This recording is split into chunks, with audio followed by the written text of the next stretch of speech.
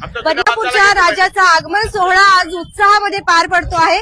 लवकरच जे आहे मुखदर्शन असणार आहे. तुम्ही सुद्धा लगेच सर्वांनी जे आहे यायचं आहे याच ठिकाणी. त्याला काय बोलायला आज काय माहिती द्या? तुम्हाला माहिती म्हणजे अशी की आता थोड्याच वेळात मुखदर्शन सुरुवात होईल. लोकांनी गर्दी केलेल्या मुखदर्शनाकरता आम्ही त्यांचा जास्त अंत पाहणार नाही. थोड्याच वेळात जे लोकांना मुखदर्शन हवं आहे ते मिळेल. लोकांना एकच विनंती की गडबड आणि गोंधळ घालू नका, शांततेत दर्शन घ्या.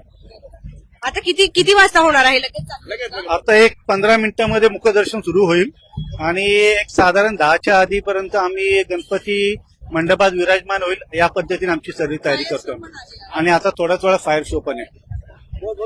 आपण जर बघत असाल